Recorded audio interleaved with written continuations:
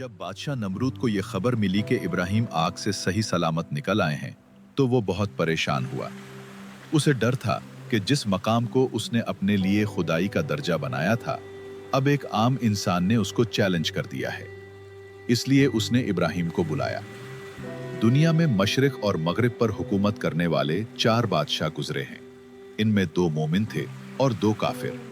मोमिन बादशाह हजरत सुलेमान और जुल्करनैन थे। काफिर बादशाह नमरूद और बुख्ता नसर थे। कहा जाता है कि बादशाह नमरूद की हुकूमत तकरीबन 400 साल तक रही। एक बड़े तूफान के बाद हजरत नूह के कुछ पोते इराक में आकर आबाद हुए। उन्होंने दरियाए फरात के करीब शहर बाबिल बसाया। बाबिल के लोगों ने तौहीद से हटकर सितारों की पूजा शुरू कर दी। हर सितारे के लिए जमीन पर एक मूरत खड़ी की गई। उनका यकीन था कि ये मूर्तें उनके लिए सितारों के सामने सिफारिश करेंगी।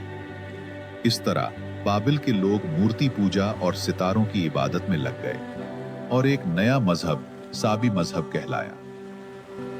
बाबिल के लोगों पर एक जालिम बादशाह नमरूद हुकूमत करता था। वो अपनी दौलत और हुकूमत पर बड़ा घमंड करता और दावा करता कि वो अपनी दौलत के जरिए खुदा के जैसे काम करता है। यहूदी और ईसाई रिवायात में नमरूद को उन लोगों का सरदार माना जाता है जिन्होंने मेसोपोटामिया की जमीन पर बाबिल का मीनार बनाया था। नमरूद अपनी दौलत और ताकत की वजह से बहुत गुरूर में मुब्तला हो गया था। यहाँ तक कि उसने अपने आप को इबादत के लायक समझा और खुद को खुदा कहलवाना शुरू कर दिया। नमरूद ने लोगों से अपनी इबादत करवाई। कहत के जमाने में लोग नमरूद के पास आते और गंदुम मांगते। वो उनसे पूछता, तुम्हारा रब कौन है? जो उसे अपना रब मानते उन्हें गंदुम देता, जो इनकार करते उन्हें कुछ ना देता। इस तरह इसने लोगों पर हुकूमत की और सबसे जबरदस्ती अपनी खुदाई का इकरार करवाया। बाबिल के लोग अकीदे में बहुत गुमराही और गलत फहमी का शिकार थे। उन्हें एक ऐसे नबी की जरूरत थी जो उनको इस गुमराही से निकाले और सच्चा रास्ता दिखाए। शायद इसी जमाने में इब्राहिम का सामना इस ताकतवर और जालिम बादशाह नमरूद से हुआ। नमरूद ने उस नौजवान को जो उसके सामने लाया गया गौर से देखा। उसने इब्राहिम से मजाक के अंदाज में पूछा, बताओ नौजवान, तुम्हारा रब कौन है? वो क्या करता है?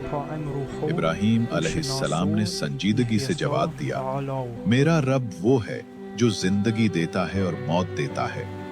ये बात सुनकर नमरूद को खुशी हुई।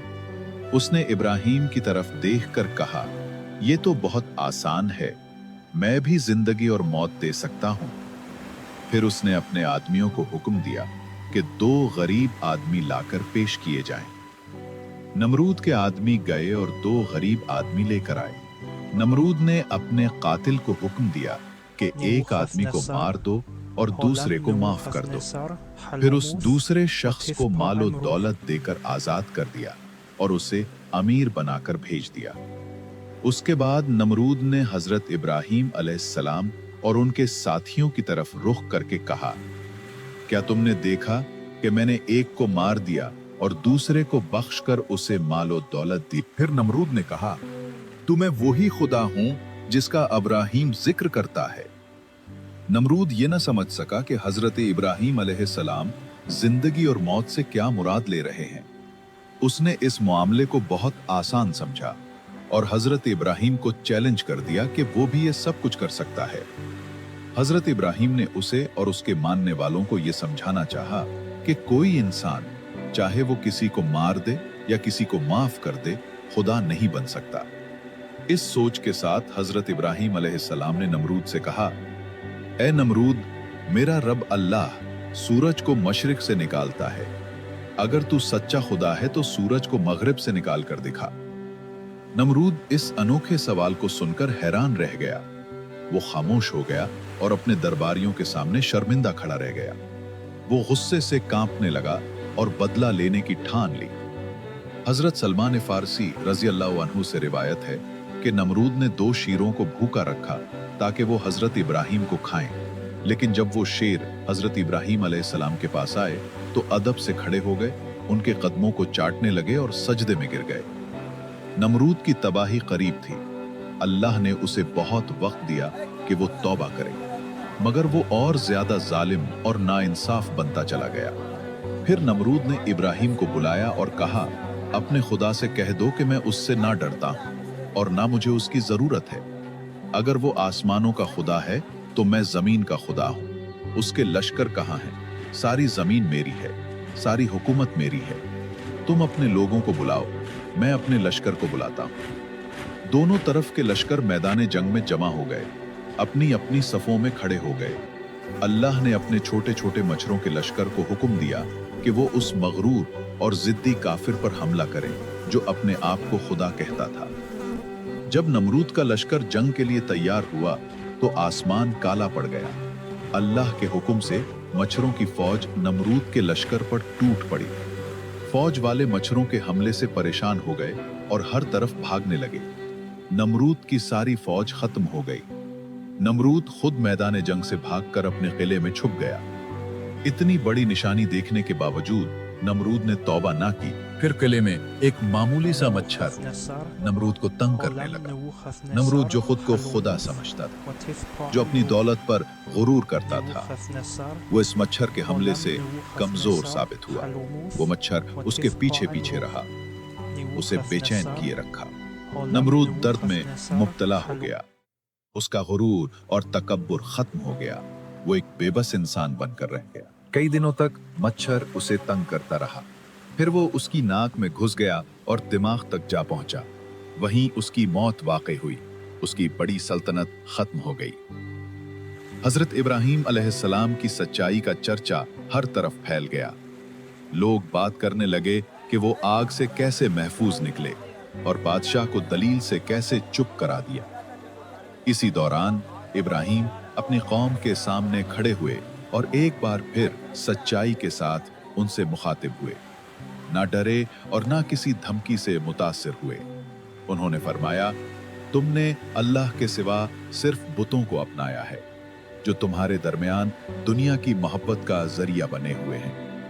फिर उन लोगों को खबरदार किया गया कि उनका झूठा मजहब शायद अभी उन्हें फायदा देता नजर आए, मगर कयामत के दिन तुम एक दूसरे को झुठलाओगे, एक दूसरे पर लानत भेजोगे और तुम्हारी पनाह दोज़ख की आग होगी। उस दिन तुम्हें कोई बचाने वाला ना होगा। हजरत इब्राहिम पर सिर्फ उनके भांजे ने ईमान लाया। अल्लाह फरमाता है कि लूत ने इब्राहिम पर ईमान लाया और फिर उन्हें अपने वतन के जुल्म सितम से निकलकर एक नई जगह जाना पड़ा ताकि वहाँ अल्लाह की इबादत कर सकें। इस तरह बेहतरीन मंसूबा बनाने वाले अल्लाह के हुक्म से इब्राहिम का मिशन उर के शहर में मुकम्मल हुआ। इब्राहिम किस तरफ जा रहे थे? अल्लाह फरमाता है कि हमने उन्हें लूत के साथ उस ज़मीन की तरफ इजाज़त दी जिसे हमने तमाम इंसानों के लिए बाबरकत बनाया। यही वो मुक़द्दस सरज़मीन थी जो बनी आदम के लिए बाइस बरकत है और यही वो मंजिल थी जहां इब्राहिम जा रहे थे। रास्ते में जब वो हरान नामी इलाके से गुजरे तो देखा कि वहां के लोग बुतों की इबादत नहीं करते थे लेकिन सितारों, चांद और सूरज की परस्तिश करते थे। इब्राहिम ने जब ये देखा तो उन्हें हैरत हुई। एक रात इब्राहिम अकेले अंधेरे में चले यहाँ तक कि एक पहाड़ी गार में जाकर बैठ गए।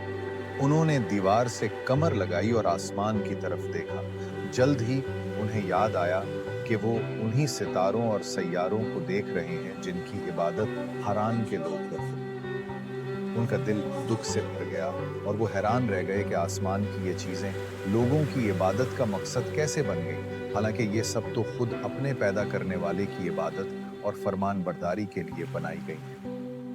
ये अल्लाह के हुक्म से जाहिर होती हैं और फिर गायब हो जाती हैं। इसलिए इब्राहिम ने अपने लोगों से जो आसमानी चीज़ों की इबादत करते थे बात की जैसे अल्लाह ने उन्हें दिखाया। अल्लाह फरमाता है, हमने इब्राहिम को आसमानों और ज़मीन की बादशाही दिखाई ताकि वो यकीन करने वालों में शामिल हो जाएं।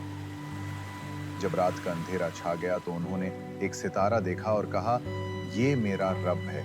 लेकिन जब वो डूब गया तो कहा, मुझे वो पसंद नहीं जो गायब हो जाए। फिर जब उन्होंने चांद को निकलते देखा तो कहा, ये मेरा रब है।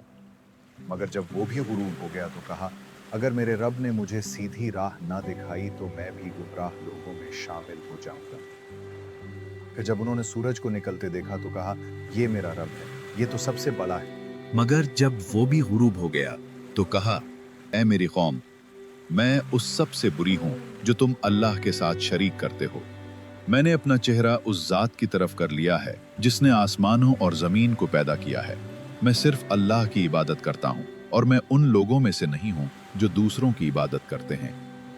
उनकी कौम उनसे झगड़ने लगी। इब्राहिम ने कहा, क्या तुम मुझसे अल्लाह के बारे में झगड़ते हो जबकि उसने मुझे हिदायत दी है, और मैं उन चीजों से बिल्कुल नहीं डरता जिन्हें तुम अल्लाह के साथ शरीक करते हो। मुझे कुछ नहीं होगा सिवाय उसके जो मेरा रब चाहे।